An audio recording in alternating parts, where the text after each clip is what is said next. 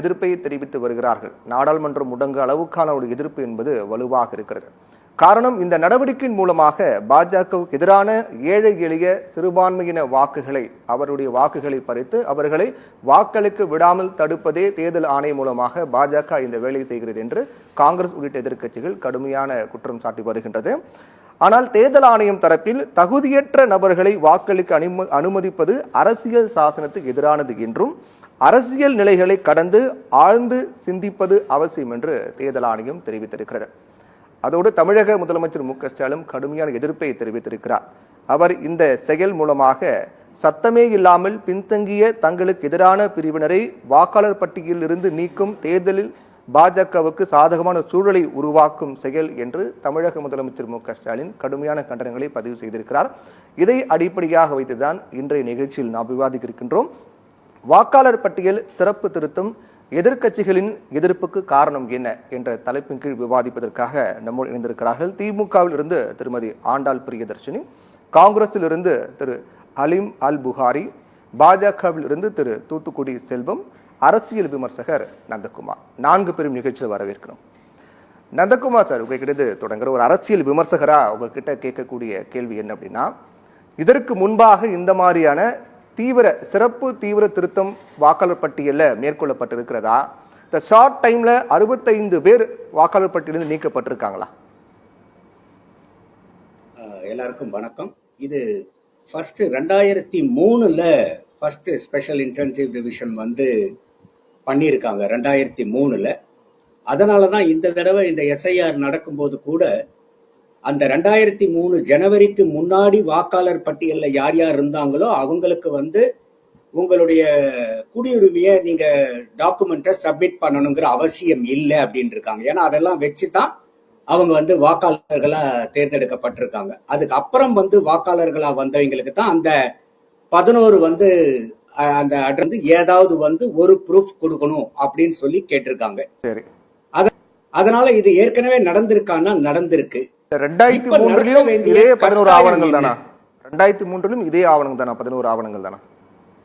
ஆமா, இப்ப சில ஆவணங்கள் எல்லாம் இப்ப சேர்க்கப்பட்டிருக்கும். அன்னைக்கு 2003ல சில ஆவணங்கள் இல்லாம கூட இருந்திருக்கலாம். இப்ப அவங்க ஆவணங்கள் கூட புதுப்பிச்சிருக்கலாம். இப்ப கூட ரீசெண்டா சுப்ரீம் கோர்ட் கூட அவங்களுக்கு ஹைகோர்ட் என்ன சொல்லியிருந்தாங்கன்னா, இப்போதைக்கு அவங்க ஆதார அட்ரஸ் ப்ரூஃபா, அதாவது இப்ப நீங்க ப்ரூஃப் ஆஃப் ரெசிடென்ஸ்க்கு அவங்க எடுக்க மாட்டேன்றாங்க.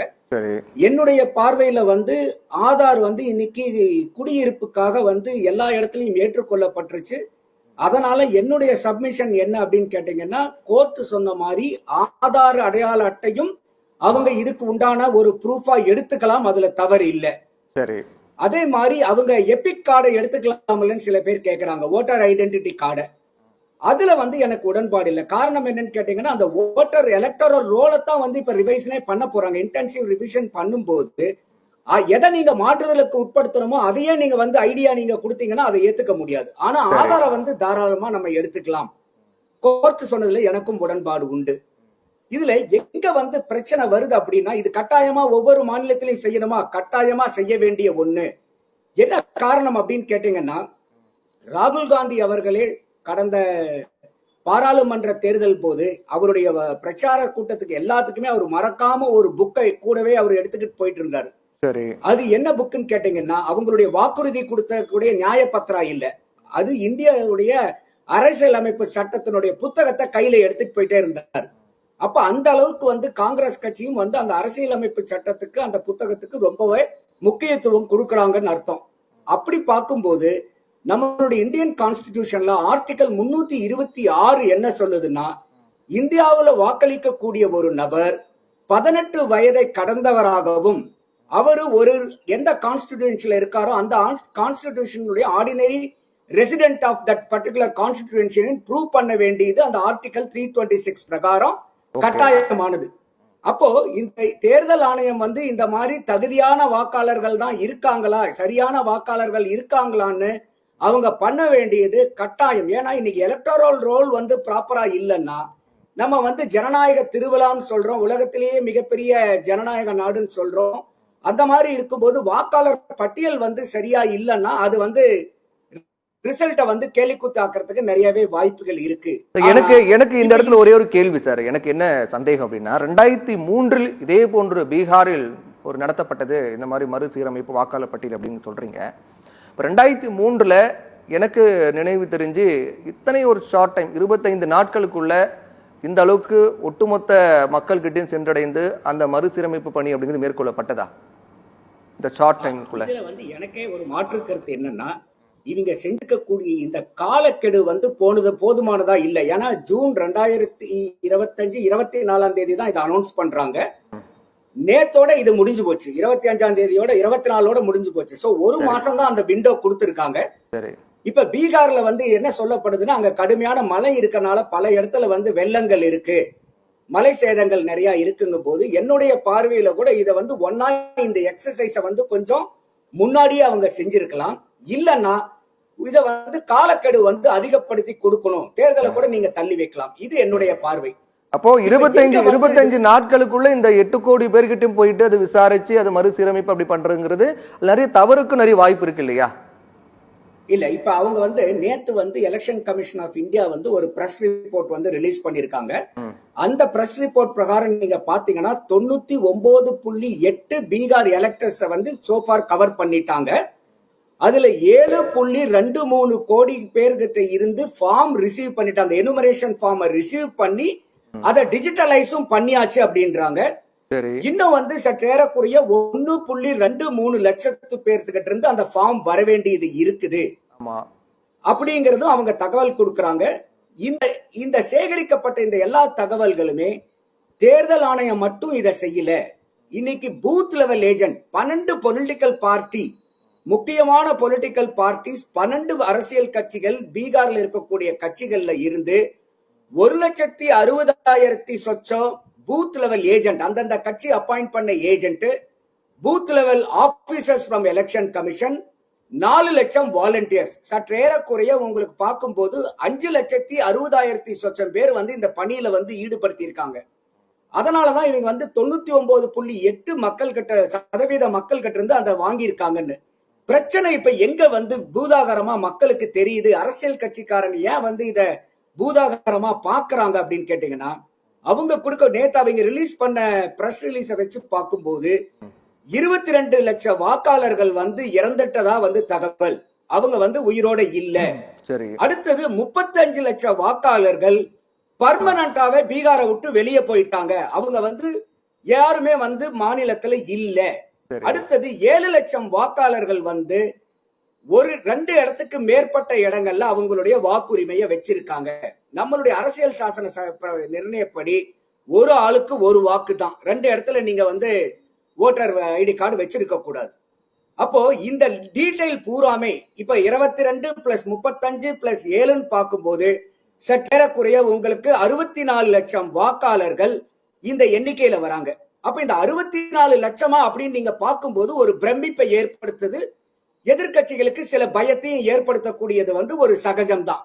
ஆனா இந்த 64 லட்சம் பேரும் யார் யாரு அப்படிங்கிற முழு தகவலை அவங்க வந்து தேர்தல் ஆணையம் வந்து 20ஆம் தேதி ஜூலை மாசமே இந்த 12 பொலிட்டிக்கல் பார்ட்டி சேர்ந்த அந்த 1,60,000 பூத் ஏஜென்ட்டுகள், ஏன்னா இது எல்லாமே அந்த பூத் லெவல் ஏஜென்ட் பூரா அரசியல் கட்சிகள் சொல்லிதான் அவங்க அப்பாயிண்ட் பண்ணிருப்பாங்க. அவங்களுக்கு பூராமே இந்த முழு பட்டியலை கொடுத்துட்டாங்க. இப்போ சோ நேத்தோட உங்களுக்கு இந்த ப்ராப்ளம் இந்த ஃபர்ஸ்ட் ஃபேஸ் வந்து முடிஞ்சது. இப்ப அவங்க என்ன பண்றாங்கன்னா, ஆகஸ்ட் 1ஆம் தேதியில இருந்து செப்டம்பர் 1ஆம் தேதி வரைக்கும் அந்த விண்டோவை வந்து ஓபன் பண்ணி வைக்கிறாங்க. எதுக்காக அந்த விண்டோ ஓபன் பண்ணி வைக்கிறாங்கன்னா, இந்த பட்டியல் பூரா இந்த 64 லட்சம் பேர்த்து பட்டியல் வந்து இன்னைக்கு பூத் லெவல் ஏஜென்ட் 12 அரசியல் கட்சிகளுக்கு கொடுத்தாச்சு. அந்த கட்சிகளுக்கு ஏதாவது இதுல குறைபாடுகள் இருப்பின், யாராவது இருக்க வேண்டிய ஆட்கள் வந்து இந்த எலக்டர் ரோல்ல இல்லாம போனாலோ, இல்ல இருக்கக்கூடாத ஆட்கள் யாராவது இன்னும் விலக்கப்படாம இருந்தாலோ, அந்த கட்சிகள் ஆகஸ்ட் 1ஆம் தேதியிலிருந்து செப்டம்பர் 1ஆம் தேதி வரைக்கும் அவங்க அந்த தேர்தல் ஆணையத்தை, இது அரசியல் கட்சி மட்டும்தான் இல்ல, நம்ம வந்து அந்த தொகுதியில் இருக்கக்கூடிய பகுதியில் இருக்கக்கூடிய வாக்காளனா இருந்தா நான் கூட அந்த கிளைமையோ ஒரு அப்ஜெக்ஷனையோ வந்து நான் ரைஸ் பண்ணலாம். அந்த மாதிரி ஒரு மாசம் வந்து அந்த விண்டோவை ஓபன் பண்ணி வச்சிருக்காங்க. இது எல்லாம் கலெக்ட் பண்ணி முடிச்சதுக்கு அப்புறம் செப்டம்பர் 30ஆம் தேதி ஃபைனல் எலக்டோரல் ரோல் வந்து பப்ளிஷ் பண்ண போறாங்க. அந்த ஃபைனல் எலக்டோரல் ரோல்ஸ் பப்ளிஷ் பண்ணதுக்கு அப்புறம் கூட இப்ப வந்து பண்ண போறது வந்து 1ஆம் தேதி பண்ண போறது டிராஃப்ட், செப்டம்பர் 30 வந்து ஃபைனல் ரோல். அப்ப அந்த ஃபைனல் ரோல் பப்ளிஷ் பண்ணதுக்கு அப்புறம் கூட எலெக்ஷன் கமிஷன் என்ன சொல்றாங்கன்னா, வரப்போற சட்டமன்ற தேர்தலில் அந்த டேட் ஆஃப் நாமினேஷன் இருக்கும் பாத்தீங்களா, அந்த டேட் ஆஃப் நாமினேஷன் வரைக்கும் புது வாக்காளர்கள், அதாவது ஏற்கனவே இருக்கக்கூடிய பழைய வாக்காளர்கள் இல்ல, புது வாக்காளர்கள், முதல் தலைமுறை வாக்காளர்கள்னு யாராவது வந்து இருந்தாங்கன்னா அவங்க டேட் ஆஃப் நாமினேஷன் வரைக்கும் அவங்களுடைய ரெக்வெஸ்ட வந்து ஃபைல் பண்ணலாம் அப்படிங்கறத வந்து தெளிவா கொடுத்திருக்காங்க. இப்ப இதுல என்ன ஒரு ப்ராப்ளம் இருக்குதுன்னு நான் சொன்னதுன்னா, அந்த நம்பர் வந்து 64 லட்சம் போது எல்லாத்துக்குமே ஒரு பீதியை கிளப்புது. ஆனா குறிப்பா நான் சில புள்ளி விவரங்களை உங்களுக்கு கொடுக்க வேண்டிய கட்டாயம், நேயர்களும் தெரிஞ்சுக்க வேண்டிய கட்டாயம் இருக்கு. சமீபமா பீகார்ல வந்து சாதிவாரி கணக்கெடுப்பு எடுத்தாங்க. அந்த சாதிவாரி கணக்கெடுப்பு எடுக்கும் போது அவங்க கொடுத்த புள்ளி விவரம், பீகாரினுடைய மக்கள் தொகை 13 கோடி. சரி, இதே 2024 பாராளுமன்ற தேர்தல் வரும்போது வாக்காளர்கள் எலக்டோரல் ரோல்ல இருந்த வாக்காளர்கள் எத்தனை பேருனா 7.71 கோடி. 13 கோடி மக்கள் தொகை, 7.71 கோடி வந்து வாக்காளர்களுடைய எண்ணிக்கை. பதிவான வாக்குன்னு பாத்தீங்கன்னா 4.34 கோடி, அதாவது வெறும் 56%. இன்னும் குறிப்பா நீங்க பீகார்களுடைய ஹிஸ்டரி எடுத்து பாத்தீங்கன்னா 2000 இருந்து 2024 வரைக்கும் சற்றேறக்குரிய 20-24 ஆண்டுகளா, 25 ஆண்டுகளா நீங்க பார்க்கும்போது அவங்களுடைய வாக்கு சதவீதம் 44%இருந்து 58% தான் உங்களுக்கு பிளக்சுவேட் ஆயிட்டு இருக்கு. அப்ப நமக்கே ஒரு கேள்வி என்ன எழுதுன்னா, மீதி இருக்கக்கூடிய வாக்காளர்கள்லாம் எங்க போனாங்க, அவங்க பீகார்ல ஏன் வாக்களிக்க வரலீங்க போது பல ஆய்வுகள் என்ன சொல்லுது அப்படின்னாக்கா, பீகார்ல இருக்கக்கூடிய மக்கள் தொகையில, இது அரசாங்க ஆய்வு இல்ல, பல தனியார் ஆய்வுகள் நடத்தல, அவங்க என்ன சொல்றாங்கன்னா, பீகார் மக்கள் தொகையில சற்றேறக்குறைய 20-50% 50% மக்கள் வெளி மாநிலத்துல பர்மனண்டா வந்து அவங்க ரீலோகேட் பண்ணிருக்காங்க அப்படிங்கிற தகவல் வரும்போது, இந்த நம்பர்ஸ் எல்லாம் நம்ம வெறும் 64 லட்சம் பேர் அப்படின்னு பார்த்தோம்னா கட்டாயமா நமக்கு வந்து பீதி கிளம்பும், பயம் கிளம்பும். ஆனா இப்ப நான் கொடுத்த அத்தனை புள்ளி விவரையும் வச்சு நம்ம அந்த டாட்ஸை பூரா கனெக்ட் பண்ணும்போது இதுல பெரிய அளவுக்கு வந்து ஒரு கூதல் பண்றதுக்கு யாருக்கும் வாய்ப்பு இருந்திருக்காது. அப்படியே இருந்தாலும் அதை சரி செய்யறதுக்கு வாய்ப்புகளை வந்து இந்த அளவுக்கு அவங்க கொடுத்திருக்காங்க. சரி, ஓகே ஓகே, பேசுவோம். ஆண்டாள் பிரியதர்ஷினி மேடம், தமிழக முதலமைச்சர் மு க ஸ்டாலின் கடுமையான எதிர்ப்பை பதிவு பண்ணியிருக்காரு. எஸ்ஐஆர் என்பது சத்தமே இல்லாம பின்தங்கிய தங்களுக்கு எதிரான பிரிவினரை வாக்காளர் பட்டியலிருந்து நீக்கி தேர்தலில் பாஜகவுக்கு சாதகமான சூழலை உருவாக்குன்றார். எந்த வகையில் இது பாஜகவுக்கு சாதகமா அமையும் அப்படின்னு சொல்றீங்க? எங்களுடைய தலைவர், நம்முடைய முதல்வர், சிறப்பு வாக்காளர் பட்டியல் தேவையில்லை, நீங்கள் நெருப்புடன் விளையாடி கொண்டிருக்கிறீர்கள், இந்த ஜனநாயக கொலையை திமுக தொடர்ந்து எதிர்க்கும் அப்படின்னு தெளிவாக சொல்லியிருக்காரு. பொதுவாக நம்ம திருட்டு பல வகை பார்த்துருக்கோம். பணத்தை திருடுவாங்க, நகையை திருடுவாங்க, புடவையை திருடுவாங்க, நிலத்தை திருடுவாங்க, சொத்துக்களை திருடுவாங்க.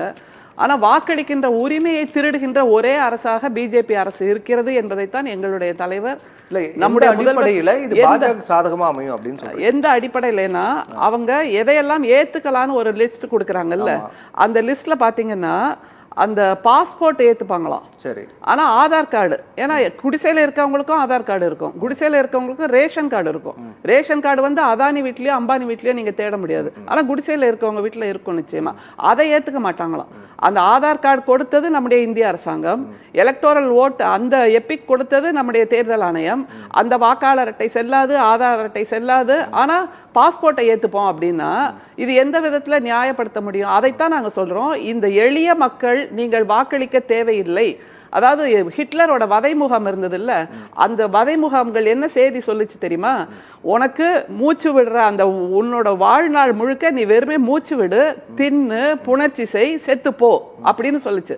அதைத்தான் இப்போது மோடி அரசாங்கம் செய்து கொண்டிருக்கிறது. ஏழை எளியவர்கள், நீங்கள் உங்களுக்கான ஜனநாயக உரிமை என்பது கிடையாது.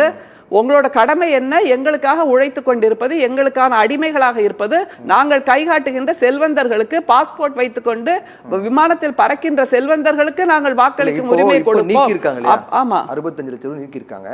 அதுல ரொம்ப புள்ளி விவரத்தோட சொல்றாங்க. அதுல 35 லட்சம் பேர் பார்த்தோம்னா நிரந்தரமாக இடம் பெயர்ந்தவர்கள் 35 லட்சம் பேர், 22 லட்சம் பேர் மரணம் அடைந்தவங்க, 7 லட்சம் பேர் 2 இடங்கள்ல வாக்குரிமை வச்சிருக்குங்க. அப்படின்னும் போது இதுல 65 லட்சம் பேர் நீக்கிறதுக்கான காரணம் சரியா இருக்கு. இந்த 3 காரணம் அடிப்படையில் தான் நீக்கிறாங்க. ஒன்று இடம்பெயர்ந்தவங்க, 2 இடங்கள்ல ஓட்டு போடக்கூடிய உரிமை வச்சிருக்கவங்க, மரணம் அடைந்தவங்க, இந்த 3 கேட்டகரியில மட்டும் தான் பிரிக்கிறாங்க. இது எந்த வகையில அவதூறா இருக்கும்? இந்த 3 கேட்டகரியிலையும் அவர்கள் பயன்படுத்த வேண்டிய ஆவணம், ப்ரூஃப், டாக்குமெண்ட், அதுதான் இப்ப கேள்விக்குறியா இருக்கு.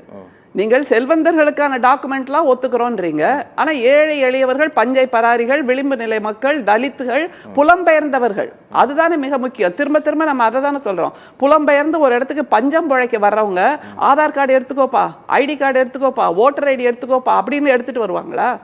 அதுதானே மிக முக்கியமாக நம்ம கேட்கிறோம். அப்ப அந்த டைம் கொடுத்துருக்காங்க மேடம், அததான் நான் சொல்ல வரேன். பீகாரோட 7.23 கோடி சரி மக்கள் தொகை, அதுல 65 லட்சத்தை நீக்கியாச்சு. எவ்வளவு நாள்ல? 25 நாள்ல. அவ்வளவு பெரிய பரப்பளவு, கிட்டத்தட்ட 93,000 கோடிகள் ஸ்கொயர் கிலோமீட்டர் பரப்பளவு உள்ள ஒரு பீகார்ல 7 கோடி மக்கள் தொகை உள்ள ஒரு மாநிலத்துல, 36 மாவட்டம் இருக்கக்கூடிய ஒரு மாநிலத்துல தேர்தல் ஆணையம் அப்படி சொடக்கு போட்ட நேரத்துல 65 லட்சம் பேரை நீக்கி இருக்காங்க அப்படின்னா அது வேலை செய்கின்ற விரைவு தன்மை இருக்குல்ல, ஸ்பீடு, அது ரொம்ப ஆச்சரியமா இருக்கு. இல்ல நந்தகுமார் அமைதியா இருக்கு சொல்லுங்க. அவர் காமன் நேரம் லெக்சர் அடிச்சார், எல்லாரும் வாய முடிட்டு வார்த்தைக்கு வார்த்தை பேச ஆரம்பிச்சா இது நல்லா இருக்காது. நான் என்ன பேசுறேன் என்னோடது உளறலாவே இருக்கட்டும், அவர் கேட்க வேண்டிய கடமை அவருக்கு இருக்கு. இல்லைன்னா கிளம்பி போக சொல்லுங்க. பொதுவாக தேர்தல் ஆணையத்தை நம்ம எப்படி தெரியுமா பார்க்கணும்? அந்த படைத்தல், காத்தல், அழித்தல் முத்தொழில தெய்வத்துக்கு சொல்லுவாங்க சங்கிகள்லாம். அதுல படைத்தல், மகாராஷ்டிரா தேர்தல்ல கிட்டத்தட்ட லட்சக்கணக்கான 50 லட்சம் பேரா 5 லட்சம் பேரா படைச்சிட்டாங்க புதுசா. அப்புறம் அவங்களுக்கு யாரெல்லாம் வாக்களிக்கணுமோ அவங்கள காப்பாத்துவாங்க. இப்போ பீகார்ல 65 லட்சம் பேரை அழிச்சாச்சு. அப்போ படைத்தல், காத்தல், அழித்தல் முத்தொழில் செய்கின்ற தேர்தல் ஆணையமாக அது இருக்கிறது. அதை தவிர பிரதமருக்கு அல்லது மோடி அரசாங்கத்துக்கு ஏவல் செய்கின்ற ஒரு அமைப்பாகத்தான் அது இருக்கிறதை தவிர எந்த விதத்திலும் ஜனநாயக கடமையை செய்யவில்லை. அதனால்தான் கொத்தடிமைகள் தேசத்தை மோடி அவர்கள் உருவாக்கி கொண்டிருக்கிறார். இந்த கொத்தடிமைகள் தேசத்துல மகாத்மா காந்தி சொன்ன அந்த ஒரு வாக்கியத்துக்கு இடமே இல்லை. அவர் என்ன தெரியுமா சொன்னாரு? சுதந்திரம் பெற்றதோட அடையாளம் என்ன? இவ்வளவு நீண்ட காலமாக 2 நூற்றாண்டாக போராடி நாம் சுதந்திரம் பெற்றோம் என்பதற்கான அடையாளம் இந்தியாவில் இருக்கக்கூடிய அத்தனை மக்களுக்கும் வாக்குரிமை இருக்கு அப்படிங்கறதுதான். அந்த ஓட்டர் ஐடி, நான் அளிக்கின்ற வாக்கு தான் என்னுடைய சுதந்திரத்தின் அடையாளம் என்னும்போது அந்த அடையாளத்தை இல்லாமல் ஆக்குகிறார். அப்போ நீங்கள் கொத்தடிமை தேசத்தை உருவாக்குகிறீர்கள். அதை தவிர வதை முகாம், ஹிட்லரோட வதை முகாம் இப்படித்தான் இருந்தது. வெறுமே மூச்சு விடணும், திங்கணும், தூங்கணும். அதை போன்ற ஏழை எளியவர்களை, பஞ்சை பராரிகளை உருவாக்குகின்றதாக இவர் செய்து கொண்டிருக்கிறார். பொதுவா முந்தையெல்லாம் திரைப்பட அரங்கத்துல போனீங்கன்னா டாக்குமெண்ட்ரி வரும், பீகாரில் வெள்ளம் அப்படின்ட்டு. அந்த மாதிரியாகத்தான் பீகாரில் இப்போ ஒரு நில அதிர்ச்சி நடந்திருக்கிறது. அது தவிர பத்திரிகையாளர்கள் என்ன தெரியுமா சொல்றாங்க? சிந்தூர் ஆபரேஷனை விடவும் மோசமான ஒரு ஆபரேஷனாக மோடி அவர்கள் இதை இந்திய மக்கள் மீது செய்து கொண்டிருக்கிறார். தேர்தல் ஆணையம்னே சொல்லாதீங்க, தேர்தல் ஆணையம் தகுதியற்ற நபர்களை வாக்களிப்பு அனுமதிப்பது என்பது அரசியல் சாசனத்திற்கு எதிரானது. சரி, இது அரசியல் நிலைகளை கடந்து ஆழ்ந்து சிந்திப்பது அவசியம். ஓகே, தகுதியற்ற நபர்னு நீங்க எதை வச்சு சொல்றீங்க? நீங்க கொடுத்த ஆதார் அட்டையை நாங்க வச்சிருக்கோம், நீங்க கொடுத்த ஓட்டர் ஐடியை நாங்க வச்சிருக்கோம். அதுதான் ஆதார் அட்டையும் ஓட்டர் ஐடியும் போலியாக நிறைய புழக்கத்தில் இருக்கு. அதையெல்லாம் செக் பண்ண வேண்டியதோ கண்ட்ரோல் பண்ண வேண்டியதோ யாரோட கடமை? அதை செய்யாம நீங்க சொல்றீங்க பரிசீலிக்க மாற்றி அமைக்கப்பட வேண்டியது அதுதானே. சரி, அதுதானே கரெக்ஷன் பண்ணணும். அதே எனக்கு ஆவணம் மாற்றி அமைங்க. ஆனா 25 நாளுக்குள்ள, ஒரு மாசத்துக்குள்ள, கண்மூடி திறக்கிறதுக்குள்ள 32 மாவட்டம், 90,000 சதுர கிலோமீட்டர் அதிகமாக உள்ள ஒரு பரப்பளவு. அந்த இடத்துல நீங்க இதெல்லாம் செய்து முடிச்சிட்டீங்கன்னா காதுல பூ சுத்துறதுக்கு ஒரு அளவு இருக்கா இல்லையா? டன் டன்னா சுத்துவீங்களா? எவ்வளவுதான் சுத்த முடியும்? அதனால வதை முகாம், ஹிட்லரோட வதை முகாம் போன்று தேசத்தை உருவாக்கி கொண்டிருக்கிறார் நம்முடைய ஹிட்லரோட. அத மாதிரி சர்ஜிக்கல் ஸ்ட்ரைக்னு பேசுறது நம்ம பிரதமருக்கு ரொம்ப பிடிக்கும். அடுத்த மாசம் ஆகஸ்ட் வருதா, சுதந்திர தினத்துல அவர் அப்படிதான் அந்த ரெட் ஃபோர்ட்ல கொடியேத்திட்டு பேசுவார். என்னுடைய தேசத்தை பார்த்தீர்களா, 56 இன்ச் தோளை தட்டி என்னுடைய தேசம், எங்களுடைய வலிமை எப்படி அப்படின்னு. அந்த சர்ஜிக்கல் ஸ்ட்ரைக்கை இந்திய வாக்காளர்கள் மீது நடத்தி கொண்டிருக்கிறார். இந்திய வாக்காளர்கள் மீது நடத்தி கொண்டிருக்கிறார். புறநானூற்றுல ஒரு பாட்டு உண்டுப்பா, நல்லது செய்தல் ஆற்றீர் ஆயினும், நீங்க நல்லதே செய்ய வேண்டாம்பா, நல்லது செய்தல் ஆற்றீர் ஆயினும் அல்லது செய்தல் ஓம்புமின். மாலத்தீவிலிருந்து இறங்கி இப்ப வந்திருப்பாரு நம்ம தூத்துக்குடிக்கு. ஆனா வெளிநாட்டுல போய் நான் இந்திய மக்களுக்கு நல்லது செய்யறேங்கிறார். இந்திய மக்களுக்கு தான் தெரியும் பிரதமர் மோடியின் ஆட்சி என்பது கொடுங்கோன்மையின் ஆட்சியாக, வதை முகாமாக, கொத்தடிமைகள் தேசமாக உருவாக்கி கொண்டிருக்கிறார். அதற்கு மிக முக்கியமான சாட்சி இந்த பீகார்ல நடக்கின்ற இந்த SIR. யார் அந்த சார், யார் அந்த சார்னு கேட்டதுக்கு கேள்விக்கு பதில் இப்ப வந்துடுச்சா? இந்த நடவடிக்கை என்பது பார்த்தீனிய நடவடிக்கை. நந்தகுமார் திரும்ப திரும்ப சொன்னாரு விண்டோ ஓபன் ஆயிடுச்சு, விண்டோ ஓபன் ஆயிடுச்சுன்னு. இப்ப நடக்கிறது இல்லையே மேடம், இப்ப 2003 இந்த மாதிரி நடந்திருக்கு. ஆமா, இது ஒரு எவ்வளவு டைம் ஸ்பேஸ்ல அத சொல்லுங்க, எவ்வளவு டைம் ஸ்பேஸ். நாளைக்கு விடிஞ்சா எலெக்ஷன், இன்னைக்கு 65 லட்சத்தை நீக்கிறோங்கிறதா அப்படிதான் நடந்ததா? 2003 நடந்திருக்கலாம், எப்பவும் நடந்திருக்கலாம். ஆனா அந்த பிரீதிங் ஸ்பேஸ் ஒண்ணு கொடுக்கணும்ல, அது மாதிரி கொடுக்காம அதைத்தான் நான் கேட்டேன். இவ்வளவு மாவட்டங்கள் இருக்கக்கூடிய ஒரு மாநிலத்தில் நீங்க 25 நாளுக்குள்ள அதை செய்து முடிக்கிறீங்கன்னு கிளைம் பண்றீங்கன்னா அது எப்படி நியாயமாக இருக்க முடியும்ன்றதா என்னோட ஒரே கேள்வி. சரியான கேள்வி நம்ம கேட்கிறோம். செல்வம் சார், இப்போ மேடம் கேட்கறது என்ன அப்படின்னா, நீங்க எடுத்தது சரிதான், ஆனா அதுக்காக கேட்கப்படக்கூடிய ஆவணங்கள் அப்படிங்கிறது ஒரு ஏழை வீட்டுல, ஒரு குடிசை வீட்டு வசிக்கக்கூடிய ஒரு குடும்பத்தார்கிட்டும் பாஸ்போர்ட் இருக்குமா, பிறப்பு சான்று இருக்குமா அப்படிங்கிற ஒரு கேள்வி இருக்கு இல்லையா? 2003 இந்த மாதிரி ஒரு நடவடிக்கை மேற்கொள்ளப்பட்டது. ஆனா 2003 இந்த மாதிரி 25 நாட்களுக்குள்ள இத்தனை கோடி மக்கள் கிட்ட போய் கேட்டு விசாரிச்சுலாம் இது மறுசீரமைப்பு பண்ணல. இப்ப இவ்வளவு அவசரம் ஏன்? தேர்தல் வர இருக்கக்கூடிய நிலையில இவ்வளவு அவசரமாக வெறும் 25 நாட்கள்ல இத்தனை கோடி மக்கள் கிட்ட போய் எப்படி தரவுகளை சேகரிக்க முடியும்? இது எப்படி சாத்தியம்? ஏன் இவ்வளவு அவசரம்? அங்கதானே கேள்வி வருது. சத்தியம் தொலைக்காட்சி நிறுவனத்திற்கு நெறியாளர் சகோதரர் பிரவீன் உள்ளிட்ட தொழில்நுட்ப கலைஞர்களுக்கு என்னுடைய பணிவான வணக்கம்.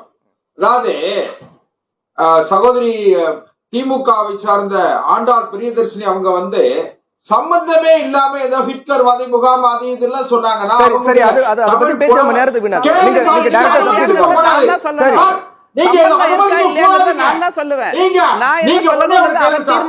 அனுமதிச்சுட்டு என்ன பேசும்போது எனக்கு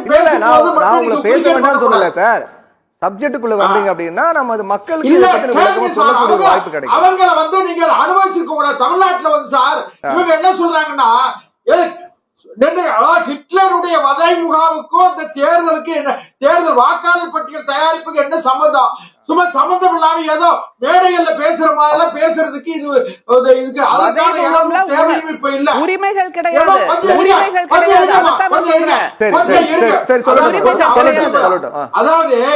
அதாவது நான் ஒண்ணு கேளுங்க, 64 லட்சம் வாக்காளர்கள் பல்வேறு நிலைகளில் வெளியே போனவங்க, இறந்தவங்க, 2 இடத்துல வாக்குச்சீட்டு வைத்திருக்கிற வாக்காளர் அடையாள அட்டை வச்சிருக்கவங்க சொல்லியாச்சு. அதுக்கு பிறகு மறுபடியும் ஹிட்லருடைய வதை முகாம் உங்களுடைய முதலமைச்சர் சொல்லிவிட்டார். ஆதார் கொடுத்தது யாரு சார்? ஆதாருக்காகவும் ஓட்டர் ஐடிக்காகவும் எத்தனை கோடி செலவானது அரசு பணம்? 2019 மகாராஷ்டிரால சட்டமன்ற தேர்தல், 2019 சட்டமன்ற தேர்தல், 2024 சட்டமன்ற தேர்தல், இடைப்பட்ட காலத்துல 31 லட்சம் வாக்காளர்களை இணைச்சிருக்காங்க. அது எப்படி வந்தது? 2024 நாடாளுமன்ற தேர்தல், சட்டமன்ற தேர்தல் 5 மாசத்துல 41 லட்சம் பேர் சேர்க்கப்பட்டிருக்கிறார்கள். சாயங்காலம் 5 மணிக்கு மேல 5 லட்சம் வாக்குகள் விழுதுன்னா அது எப்படி? அப்படின்னா அங்கே மக்களுக்கு உரிமை இல்லை. அதைத்தான் நான் சொல்றேன். திமுகவை விட தில்லுமுள்ளு செய்கிற தேர்தல் தில்லுமுள்ளு செய்கிற கட்சி உலகத்திலே கிடையாது. காட்டுங்க, நம்ம கேள்விக்கு நீங்க பதில் சொல்லுங்க. அத சொன்ன பிஜேபி சொல்லட்டும் மேடம், சொல்லுங்க. தில்லுமுல்லுங்கறாரு. நிச்சயமாக அவர் அதை வாபஸ் பெற்றாகணும். பிஜேபி இப்ப சமீபத்துல செஞ்சதில்ல 5 லட்சம் வாக்காளர்கள். அதுக்கு என்ன பதில்? 5 லட்சம் வாக்காளர்கள் என்ன பதில் இருக்கு? இவங்க பிஜேபி செய்யாத தில்லுமுல்லா? அதுதான் ஆரம்பத்துல சொன்னேன். இது நேரத்தை வீணாக்குறீங்க. அதாவது திட்டமிட்டு நேரத்தை வீணாக்குவதற்கு திமுக சகோதரி முயற்சிக்கிறார். ஒன்று. இரண்டாவது, நான் ஒண்ணு சொல்றேன். இந்த 64 லட்சம் பேர் பல்வேறு நிலைகளில SIR என்று சொல்லக்கூடிய ஸ்பெஷல் இன்டென்சிவ் ரிவிஷன்ல அவை கண்டுபிடிக்கப்பட்டு அவர்களை நீக்கி இருக்கிறார்கள். ஒண்ணு. இன்னும் புதிய வாக்காளர்களை சேர்ப்பதற்கான கால அவகாசம் 1 மாத காலம் கொடுக்கப்பட்டிருக்கிறது. தேர்தல் எலெக்ஷன் நோட்டிபிகேஷன் இன்னும் வரல. இன்னும் ஒரே ஒரு சின்ன செய்தா, இப்ப சமீபத்துல ஒரு 4 நாட்களுக்கு முன்பு இலங்கையில இருக்கிற ஒரு தீவிரவாத குழுவை சார்ந்தவர் தமிழ்நாட்டில் இருந்தார். ஆனா 6 வருடம் இருந்திருக்கிறார்.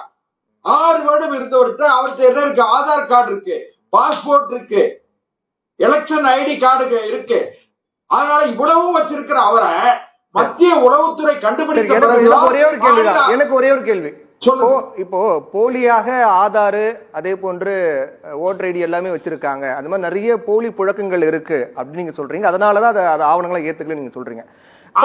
ஒரு சில பேர் போலியா வச்சிருக்காங்க அப்படிங்கிறதுக்காக உண்மையா வச்சிருக்கவங்க தண்டிக்கப்படலாமா சார்? அதைத்தான் சொல்றேன். நீங்க சில பேர் போலியா வச்சிருக்காங்க, அதை கண்டுபிடிக்க வேண்டியது கடமை பொறுப்பு யாருடையது? அதுக்காக இப்ப நான் என்னோட ஆதார் நேர்மையா நேர்த்தியா என்னோட சரியான ஆதார் நான் வச்சிருக்கேன் அப்படின்னா யாரோ தவறு பண்ணாங்க அப்படிங்கறதுக்காக நான் பாதிக்கப்படக்கூடாதுல்ல. இன்னொன்னு பிரவீன், உங்க அம்மாவோட ஆதாரம், உங்க அம்மாவோட பிறப்பிடம் அதெல்லாமும் தெரியணும். சகோதரி அமைதியா இருங்க. 13 கோடி பேர் 13 கோடி ஜனத்தொகை கொண்ட பீகார்ல 13 கோடி பேர்ல 7 கோடி பேர் தான் வாக்காளர்கள். 7 கோடி பேரை நீக்கல. அதுல 64 லட்சம் பேர் தான் கண்டுபிடிக்கப்பட்டிருக்கிறார்கள். அதனால தயவு செய்து சார் சொல்லுங்க சார், சொல்லுங்க. அதான் சார், நீங்க ஒரு விஷயம் கேளுங்க. ஒட்டு மொத்தமா இப்ப நான் ஒண்ணு கேளுங்க. இந்த 64 லட்சம் வாக்காளர்கள் இருக்காங்க பாருங்க, அவங்க எங்களுக்கு வாக்களிக்காதவர்கள், எங்களுக்கு எதிர் மனநிலை கொண்டவர்கள், நீங்க எப்படி முடிவுக்கு வாரீங்க? அது நல்ல கேள்வி. அந்த கேள்வி நம்ம கேட்போம். அது நல்ல கேள்வி. அந்த கேள்வி கேளுங்க சார். நான் ஒண்ணு கேளுங்க. இதுல முறையான வாய்ப்பு வழங்கப்பட்டிருக்கிறது. நீங்க ரிவிஷன் பண்ணி, அதாவது ரிவிஷன்ல அவங்க நீக்கி இருக்காங்க. புதிய வாக்காளர்களை சேர்ப்பதற்கு அவகாசம் கொடுக்கப்பட்டிருக்கு. தேர்தல் அறிவிப்பு எலெக்ஷன் நோட்டிபிகேஷன் இன்னும் வரல. இதுக்கு பிறகு நீங்க தமிழ்நாட்டிலேயே கிட்டத்தட்ட 2000 பேர் போலி பாஸ்போர்ட் வாங்கிட்டு வெளியே போயிட்டாங்க சார். இப்போ ஒரு 3 வருஷமா சர்ச்சை நடந்துகிட்டு இருக்கு, வழக்குகளும் இருக்கு. அதனால இப்படிப்பட்ட போலிகளை களைய வேண்டிய நேரம் வந்துருச்சு சார். அதை செய்யும் போது நீங்க ஒத்துழைப்பு கொடுக்கணும். எல்லாருமே ஆதார் வாங்கணும் சொன்னீங்க. அதுக்காக பல ஆயிரம் கோடி செலவு பண்ணப்பட்டது. ஓட்டர் ஐடி, ஆதார், இது போன்ற அரசு ஆவணங்களுக்காக பல ஆயிரம் கோடி செலவு பண்ணப்பட்டது. அதையும் எல்லா மக்களும் வாங்கிட்டாங்க. இப்ப ஆதார்லாம் செல்லாது, ஆதாரம் இதுக்கான ஆவணமாக இருக்காது, அது போலி ஆதார் நிறைய இருக்கு அப்படிங்கிறாங்க. இன்னொரு ஆவணத்தை வேணும், பாஸ்போர்ட் வேணும், இல்லாட்டி பிறப்பு சான்று வேணும் அப்படின்னா ஒரு ஏழை குடிசையில் வச்சுக்கக்கூடிய மக்கள் எங்க சார் பாஸ்போர்ட் வச்சிருப்பாங்க? பிரவீன் சார், நீங்களுமே இதை ஜஸ்டிஃபை பண்ணாதீங்க. அதாவது ஆதார் மட்டுமே ஆவணமாக ஏற்றுக்கொள்ளப்படாது. அது போக இருக்கிற 11 ஆவணங்களை ஆதாரமாக ஏற்றுக்கொள்வோம் என்று சொல்லுகிறார்கள். ஆதாரை மட்டுமே நீங்க ஆவணமா எடுக்காதீங்க. ஆதாருக்கு அவ்வளவு முக்கியத்துவம் கொடுத்து எல்லாரும் ஆதார் எடுக்கணும் சொன்னீங்க. ஆதார கருவிழி முதல் கொண்டு ஆதாரமாக எடுக்கப்பட்டது. அது எப்படி சார் மாத்த முடியும் சார்? இன்னும் எல்லாவற்றையும் மாற்ற வேண்டிய நேரம் வந்தாச்சு சார். போலிகளை அடையாளம் காண வேண்டிய நேரம் வந்தாச்சு. அதனால நீங்க சகோதரி என்னமோ ஹிட்லருடைய வதை முகாம் அது இதெல்லாம் சொன்னாங்க. என்ன சிவகங்கையில இப்ப அஜித் குமார் இன்னொரு கேள்வி அவங்க சொன்னாங்க. இன்னொரு கேள்வி அவங்க கேட்டாங்க. சப்ஜெக்ட் குள்ள ஒரு கேள்வி.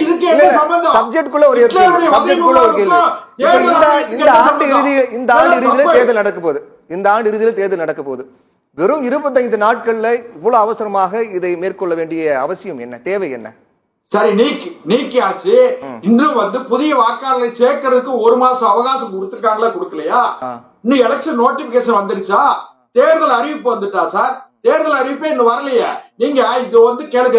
இதை இந்த விவாதத்தை மடைமாற்றுவதற்கு ஏதோ 56 இன்ச்சு 75 இன்ச்சு உங்களுக்கு உடல்நிலை சரியில்லைன்னா அதுக்கு நானா பொறுப்பு? உங்களுக்கு நடக்க சொன்னது பிரதமர் தான், நாங்க இல்ல. பிரதமர் தான் தன்னுடைய தோளை பற்றி பெருமை பேசிப்பார் எப்பவுமே, நாங்க சொல்லல. அதாவது நீங்க ஒரே ஒரு விஷயம் கேளுங்க. உங்களுக்கு வசதிப்படுகிற வகையில நீங்கள் இலக்கியங்கள் எல்லாம் பயன்படுத்தாதீங்க. நீங்க அல்லல் பட்டு ஆற்றாது அழுத கண்ணீர் செல்வம் தேய்க்கு அன்றே செல்வம் தேய்க்கும் படைன்னு சொன்னார் வள்ளுவர். நீங்க இங்க தமிழ்நாட்டுல மக்கள் வதைப்பட்டு கொண்டிருக்கிறார்கள். நாளும் பொழுதும் தினசரி 12 கொலை 10 கொலை இப்படி நடந்துகிட்டு இருக்க. காவல் அத்துமீறல் நடக்கு. போதை பொருள் பழக்கம் வீதிக்கு வீதி வீட்டுக்கு வீடு நடக்கு. இதையெல்லாம் மாத்திரக்கு முயற்சி பண்ணுங்க. அதை விட்டுட்டு ஒரு அரசாங்கத்தினுடைய நிறுவனம், தன்னாட்சி பெற்ற ஒரு நிறுவனத்தை நீங்க சுப்ரீம் கோர்ட்டுக்கு போட பிறகு உச்ச நீதிமன்றமே சொல்லுது எலெக்ஷன் கமிஷன் ஒரு அட்டானமஸ் பாடி, அவங்க சரியா செய்வாங்க. நீங்க அவங்க கிட்ட போய் உங்க கோரிக்கை சொல்லுங்கன்னு சொல்றாங்க. அதை விட்டுட்டு தேவையில்லாம என்ன ஹிட்லரு வதை முகாமு அது இதுன்னு உங்களை மாதிரி தரமானவர்கள் தரம் குறைந்த பேச்ச பேசாதீங்க. இது மிக கண்டிக்கத்தக்கதே, வருத்தத்துக்குரியது. பேசுவோம். அலிமல் புகாரி சார், இப்போ அவர் கேட்கக்கூடிய கேள்வி என்ன அப்படின்னா, 65 லட்சம் பேர் நீக்கினாங்க. இந்த 65 லட்சம் பேரும் பாஜகவுக்கு எதிரானவர்கள் அப்படின்னு எப்படி நீங்க முடிவு பண்ணலாம் அப்படிங்கிற ஒரு கேள்வி. ஏன்னா ராகுல் காந்தி சொல்றாரு, பாஜகவுக்கு எதிரான ஏழை எளிய மக்கள், பழங்குடியினர், பட்டியலினத்தவர், பிற்படுத்தப்பட்டோர், சிறுபான்மையினர் அவங்களுடைய வாக்குரிமையை பறிப்பதற்கான திட்டம் சதி அப்படின்னு சொல்றாரு. பாஜக தேர்தல் ஆணையத்தை அதற்காக பயன்படுத்துறாங்க அப்படின்னு சொல்றாரு. எந்த அடிப்படையில நீக்கிறவங்க எல்லாருமே பாஜக எதிரானவங்க அப்படின்னு முடிவு பண்ண முடியும்?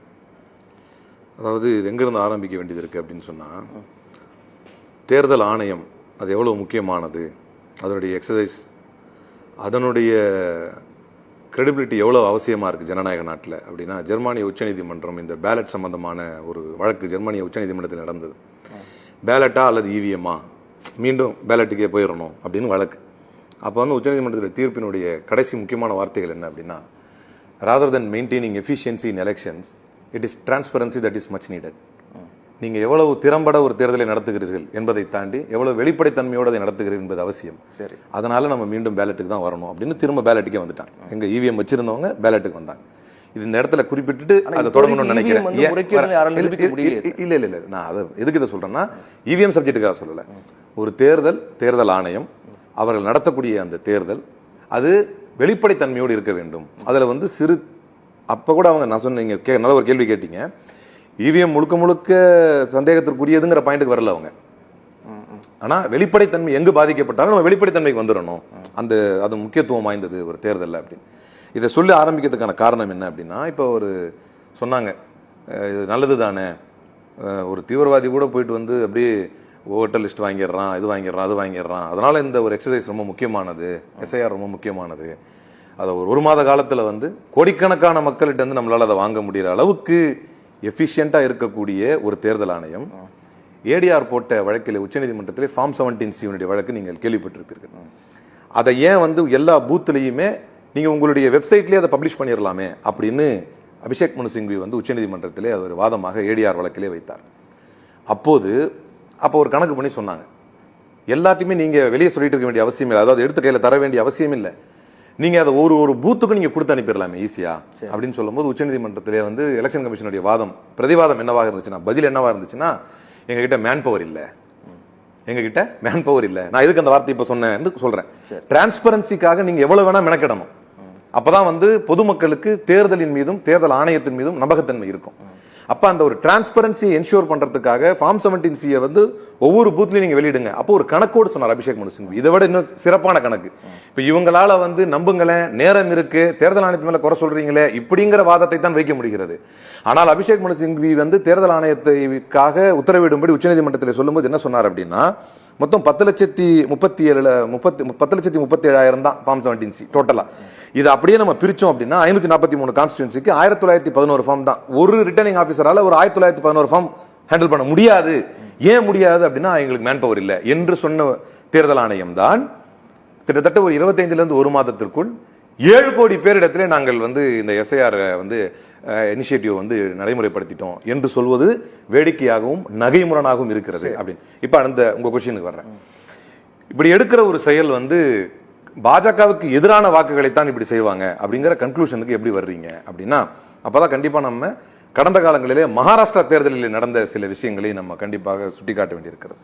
அக்டோபர் 19, 2024 அங்க வைக்கப்பட்ட வாதம் 10,000 வாக்காளர்கள், ஒரு தொகுதிக்கு 10,000 வாக்காளர்கள் வந்து குறைக்கப்பட்டிருக்கிறார்கள். டெலிஷன் அப்படின்னு இருக்கும்போது இதை வந்து ஒமிட் பண்ணியிருக்கிறாங்க. 10,000 வாக்காளர்களை 10,000 போலி வாக்காளர்களை சேர்த்திருக்கிறார்கள் என்பது குற்றச்சாட்டாக வந்தபோது, லோக்சபா தேர்தலில் மகாராஷ்டிராவுடைய சட்டமன்ற தேர்தலில் 30,000 பேரை வந்து 30,000 வாக்காளர்களை புதிதாக சேர்த்திருக்கிறார்கள். இப்போ இதெல்லாம் வந்து வாதங்கள், ஸ்டாட்டிஸ்டிக்ஸ். இந்த ஸ்டாட்டிஸ்டிக்ஸை வச்சு பார்க்கும் பொழுது எம்பிஏக்கு மட்டும், மகாவிகாஸ் அகாடிக்கு மட்டும் 32,80,000 வாக்குகள் குறைந்திருக்கிறது.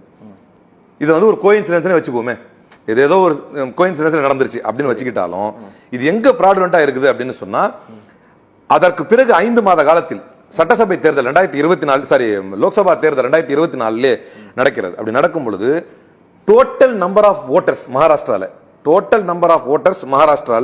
47 லட்சம். அதுதான் ரெக்கார்டட் எலெக்ஷன்ல. 47 லட்சம். இதுல 2019 இருந்து 2024 வரைக்கும் புதிதாக தேர்தல் ஆணையத்தால் என்ரோல் செய்யப்பட்ட வாக்காளருடைய எண்ணிக்கை 37 லட்சம். தெளிவாக கேட்டுங்க, புதிதாக வந்த வாக்காளர்கள் வெறும் 37 லட்சம் தான்.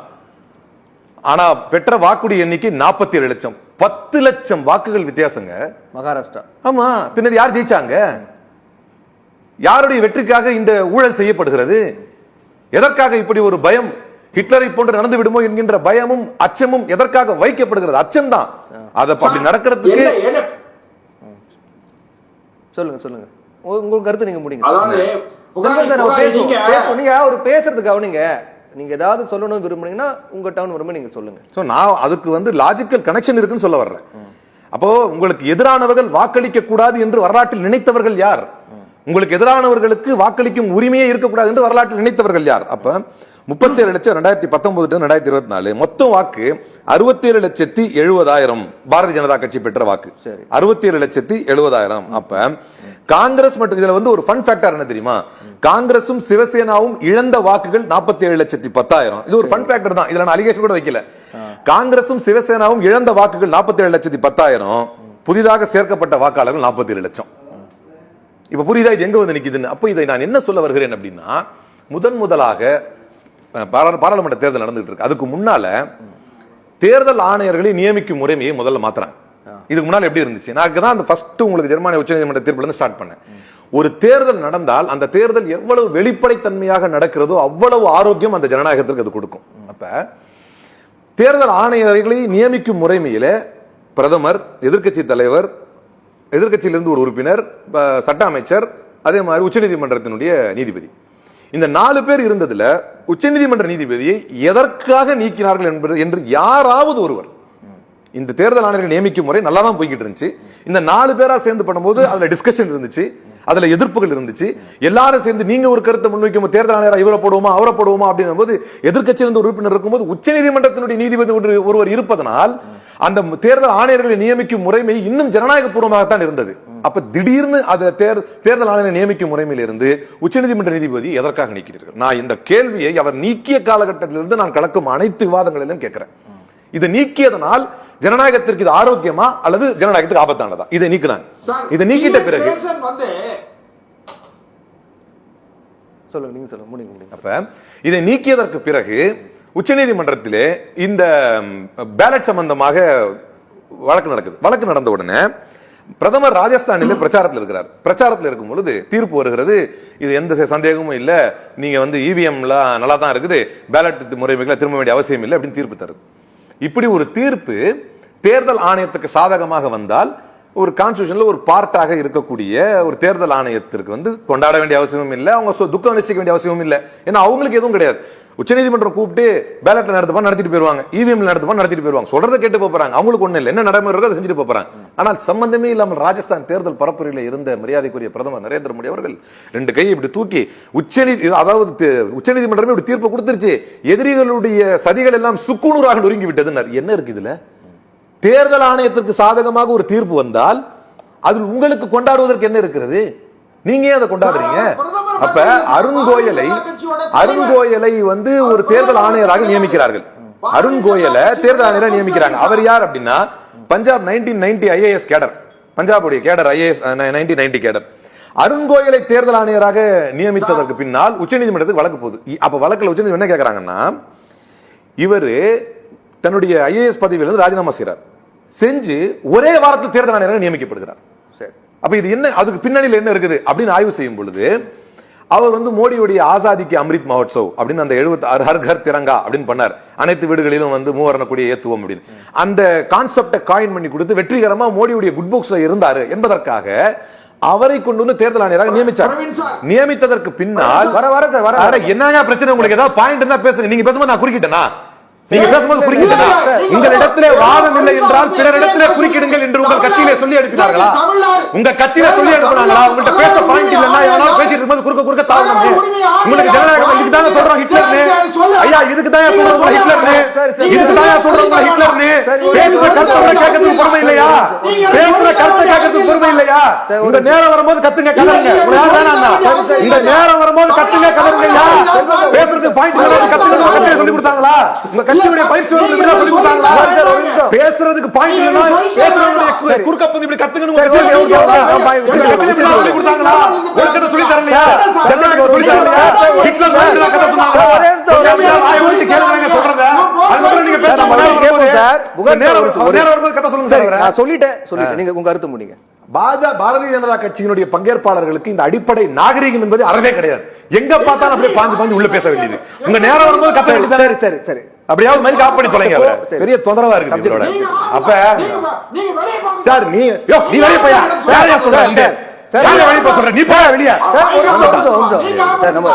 பொது நிகழ்ச்சியில் பேசிட்டு இருக்கோம்.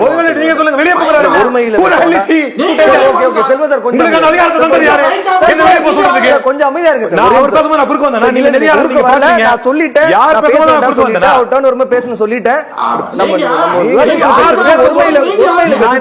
இவர் யாரு வெளியே போக சொல்றது? ஒருமையில பேசுறது வேண்டாம். இவர் யாரு வெளியே போக சொல்றது? பயன்படுத்த வேண்டாம். நான் திரும்பவும் சொல்றேன், மோடி ஆட்சி என்பது ஜனநாயக விரோத ஆட்சி, அது சர்வாதிகார ஆட்சி, அதுல மாற்றுக்கிறது கிடையாது. அப்ப பாரதிய ஜனதா கட்சிக்காரர்களுக்கு என்ன அவருடைய தலைமையில் சொல்லப்படுகிறது என்றால், நீங்க விவாதத்துக்கு போங்க, ப்ரிப்பேர் பண்ணிட்டு போவாதீங்க. ஏன்னா நம்ம பண்றது ஒரு சர்வாதிகார ஆட்சி. எவனாவது நியாயமா நாலு கேள்வி கேட்டானா குறுக்க புந்து கத்துங்க, இதை கொலாப்ஸ் பண்ணி விடுங்க என்று சொல்லி தருகிறார் போல. அதனால சும்மா பேசும்போது பாயிண்ட் நான் அருண்கோயிலுடைய நியமனத்திற்கு வந்தேன். அருண்கோயல் என்கின்ற IAS ஆபீசரை நியமித்ததற்கு உச்சநீதிமன்றம் என்ன கேள்வி எங்க இருக்கு? தேர்தல் ஆணையர் அவர் நியமிச்சு நிரந்தரமா கேட்டாங்க. எப்பா ஒரு பிரைவேட் கம்பெனில ஒருத்தன் வேலை பார்த்தா கூட குறைஞ்சபட்சம் 3 மாசத்துக்கு முன்னால நோட்டீஸ் பீரியட் இருக்குப்பா. ஒரு IAS ஆபீசரா எடுத்தங்கொத்தனு ஒரே வாரத்தில் எப்படி நீங்க நியமிச்சீங்க? உச்சநீதிமன்றம் அந்த அளவுக்கு கேள்வி கேட்டது உச்சநீதிமன்றம். அப்போதெல்லாம் எந்த பதிலும் உச்சநீதிமன்றத்தில் தர முடியாத இவர்கள் அருண்கோயல் நிர்பந்திக்கப்பட்டார் ராஜினாமா செய்வதற்கு. ஏன்னா முறைகேடாக நியமிக்கப்பட்டவர். இப்படி முறைகேடாக நியமிக்கப்பட்ட தேர்தல் ஆணையர்கள், முறைக்கு எதிராக, ஜனநாயக முறைக்கு எதிராக தேர்தல் ஆணையர்களை நியமிக்கும் முறைமைகளை இவர்கள் மாற்றியது. அந்த நேரத்தில் காங்கிரஸ் உறுப்பினர் சொன்னார், 50 பேருடைய பட்டியலை கொடுத்து விட்டு 1/4 மணி நேரத்தில் உங்களுடைய முடிவு சொல்லுங்க. நான் முடிவு சொல்லியும் பிரயோஜனம் இல்லை, ஏன்னா மெஜாரிட்டி அவங்களுக்கு இருக்கு. நியமிக்கக்கூடிய முறைமையில 3 பேர் அவங்க ஆளா இருக்கிறாங்க, 2 பேர் அவங்க ஆளா இருக்கிறாங்க, majority.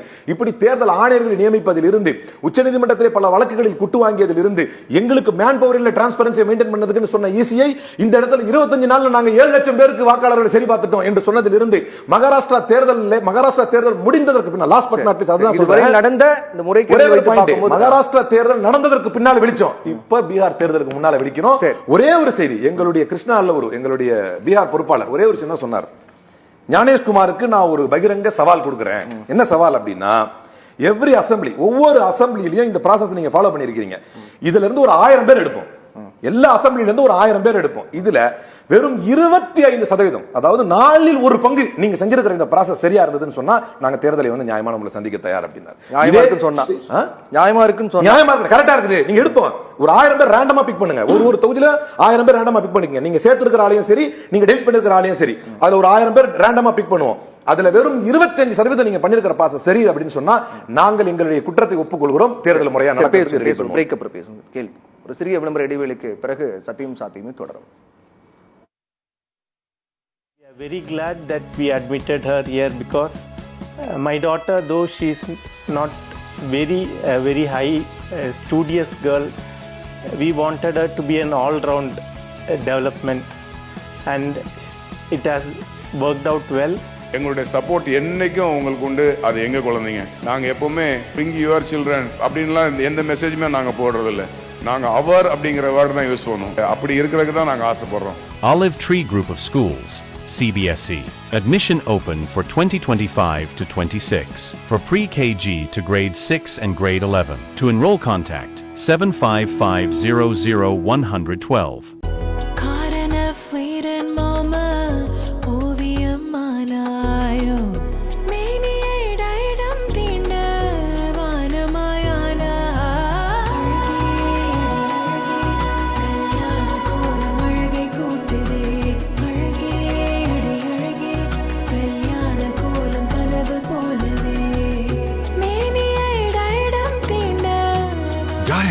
GN Chetty Road, T Nagar and Nongambakam. After admitting, we are very glad that we admitted her here because my daughter, though she is not very high studious girl, we wanted her to be an all-round development, and it has worked out well. எங்களுடைய support என்னைக்கும் உங்களுக்கு உண்டு. அது எங்க குழந்தைங்க, நாங்க எப்பவுமே bring your children அப்படின்லாம் எந்த மெசேஜுமே நாங்க போடுறதில்ல. நாங்க அவர் அப்படிங்கிற வேர்ட் தான் யூஸ் பண்ணுவோம். அப்படி இருக்கிறதுக்கு தான் நாங்க ஆசைப்படுறோம். Olive Tree Group of Schools, CBSE. Admission open for 2025 to 26 for pre-KG to grade 6 and grade 11. To enroll, contact 755000112.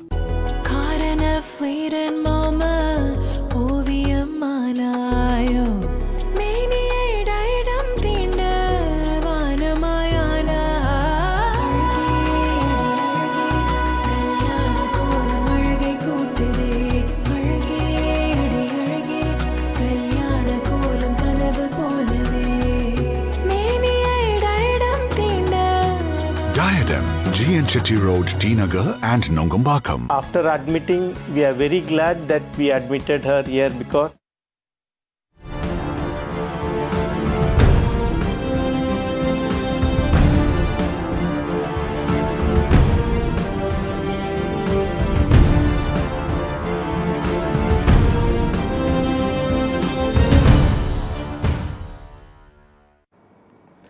சத்தியம் சாத்தியமே தொடர்கிறது. தொடர்ந்து நாம நிகழ்ச்சிக்குள்ள போகலாம். நந்தகுமார் சார், இப்போ எதிர்க்கட்சிகள் வைக்கக்கூடிய குற்றச்சாட்டு அப்படிங்கிறதுக்கு என்ன காரணம் அப்படின்னு நம்ம பேசும்போது அவங்க மிக முக்கியமான குற்றச்சாட்டு என்னன்னா, இந்த நடவடிக்கை, இந்த தேர்தல் ஆணையத்தின் பணி என்பது முழுக்க முழுக்க பாஜகவுக்கு எதிரான வாக்காளர்களை வாக்களிக்க விடாமல் தடுப்பது. இதன் மூலமாக தங்களுக்கு சாதகமான சூழல் உருவாக்குறாங்க பாஜக அப்படின்னு குற்றம் சாட்டுறாங்க. அப்ப நீக்கப்பட்ட வாக்காளர்கள் எல்லாமே பாஜக எதிரான வாக்காளர்கள் அப்படின்னு கேட்டது தான் புகாரி அவர் பதில் சொன்னார். இதுவரையில் நடந்த அந்த முறைகேடுகள், மகாராஷ்டிரா தேர்தல் போது வைக்கப்பட்ட அந்த குற்றச்சாட்டு, அதே போன்று உச்சநீதிமன்ற நீதிபதி அந்த டீம்லேருந்து நீக்கப்பட்டது, இது எல்லாமே வைத்து பார்க்கும்போது இந்த நடவடிக்கையும் அப்படிதான் இருக்குங்கிற ஒரு அடிப்படையில் அவங்க குற்றம் சாட்டுறாங்க அப்படின்ற இது ஒரு விஷயம். ரெண்டாவது விஷயம், இந்த குறுகிய காலத்து 25 நாட்களுக்குள்ள இத்தனை கோடி மக்களை சந்தித்து இந்த பணியை முடிக்கிறாங்க அப்படின்னா அது நம்ம வெளிப்படைத்தன்மையே இல்லையே அப்படின்னு சொல்றாரு. இது ஏற்புடையதாக இல்லையா? இல்லை, இது 2 கேள்வி கேட்டிருக்கிறீங்க. நான் ஏற்கனவே என்னுடைய முதல் சுற்றுல சொல்லியிருந்தேன், இந்த 64 லட்சம் நபர்களுடைய முழு விவரங்கள், ஏன்னா இவங்க எல்லாம் ஏற்கனவே எலக்டரல் இருந்தவங்க, அந்த நபர்களுடைய விவரங்களை 12 அரசியல் கட்சிகள், பீகார்ல இருக்கக்கூடிய 12 அரசியல் கட்சிகளுடைய 1,60,813 பூத் லெவல் ஏஜென்ட் கிட்ட இந்த லிஸ்ட் கொடுத்திருக்காங்க. இல்ல அதுதான் என்னன்னா, இதுக்கு முன்னாடி இதே போன்ற ஒரு பணிக்காக கேட்கும் போது அவ்வளவு மேன் பவர் இல்ல அப்படின்னு தேர்தல் ஆணையம் சொன்னாங்க. அப்ப இதுக்கு நீங்க எத்தனை கேள்வி வேணா கேளுங்க, மக்களுக்கு புரியுற அளவுக்கு நம்ம ஸ்டெப் பை ஸ்டெப் போலாம். அப்போ இப்ப இன்னைக்கே இப்ப திமுகல ஒரு பூத் ஏஜென்ட் இருக்காருன்னா, அந்த திமுக பூத் ஏஜென்ட்டுக்கு தெரியும் அங்க எத்தனை வீடு இருக்கு, அந்த வீட்டுல இருக்கக்கூடியவர் எந்த கட்சிக்கு வாக்களிப்பாருங்கிறது முதல் கொண்டு அத்தனை விவரங்களும் பூத் ஏஜென்ட்டுக்கு தெரியும். அதனாலதான் பூத் ஏஜென்ட் பவர்ஃபுல். சரி, அப்ப அவங்களுக்கு இவ்வளவு விவரங்களும் 12 அரசியல் கட்சியை சார்ந்தவங்களுக்கு ரிசல்ட் கொடுத்திருக்கும் போது, இன்னைக்கு அந்த அரசியல் கட்சியை சார்ந்தவங்களுக்கு இதுல பட்டியல் இருக்கிறவங்க பூரா பாரதிய ஜனதாவுக்கு எதிர்த்து வாக்களிக்க போறவங்க தானாங்கிறது தெரியாதா அவங்களுக்கு? இது பாயிண்ட் நம்பர் 1. அது சரியான குற்றச்சாட்டு இல்ல. ரெண்டாவது, போதுமான காலம் அவகாசம் கொடுக்கல. எனக்கு நான் முதல்ல சொல்லியிருந்தேன், இன்னும் கொடுத்திருக்கலாம். ஆனா 2003ல நீங்க எத்தனை நாள் இதை எடுத்தாங்கன்னு கேட்டீங்க. 2003ல இதை எடுக்கும் போதும் இதே 31 நாட்கள் தான், ஒரு நாள் கூட அதிகமா இல்ல. நல்லா யோசிச்சு பாருங்க. 2003ங்கும் போது இன்னைக்கு 2025ல இருக்கும் போது 22 வருடங்களுக்கு முன்னாடி இருந்த டெக்னாலஜி ஃபெசிலிட்டி அட்வான்ஸ்மெண்ட் என்ன, இப்ப இருக்கக்கூடிய டெக்னாலஜி அட்வான்ஸ்மெண்ட் ஃபெசிலிட்டிஸ் என்னென்ன, அதையெல்லாம் வச்சு பார்க்கும்போது அன்னைக்கும் அதே 31 நாள்ல தான் நடந்துச்சு, இன்னைக்கும் அதே 31 நாள்ல தான் நடக்குது. இது எந்த விதமான மாற்றம் இல்லை. இன்னைக்கு அதிகமான டெக்னாலஜியினுடைய சப்போர்ட் அண்ட் ஹெல்ப் இருக்கு. அடுத்தது, இன்னைக்கு இருக்கக்கூடிய தேர்தல் கமிஷனர் ஞானேஷ்குமார் பாத்தீங்கன்னா பிப்ரவரி 19ஆம் தேதி தான் அவர் இந்த பதவிக்கு வராரு. சரி, அப்ப ஒரு தேர்தல் கமிஷனருடைய சீஃப் எலெக்ஷன் கமிஷனரா இருக்கக்கூடியவருக்கு அவரு ஒரு பொறுப்பேற்றதுக்கு அப்புறம் முன்னாடி ஆட்கள் செய்யலையே, நம்ம செய்யலாங்கிறதுக்கு இதை எடுக்கும் போது இதை முட்டியங்காலுக்கும் உச்சந்தலைக்கும் முடிச்சு போடணுங்கிற அவசியம் இல்ல. அடுத்தது, இதுல நான் ஏற்கனவே சொன்ன உங்களுக்கு 6 லட்சம் ஆல்மோஸ்ட் பாத்தீங்கன்னா ஒரு 6,60,000 பேர் இதுல பணியில இருந்திருக்காங்க. குறைஞ்சபட்சம் இந்த இல்லைன்னு சொல்லக்கூடிய இந்த நபர்கள் வீட்டுக்கு எல்லாமே 3 தடவை விசிட் பண்ணிருக்காங்க.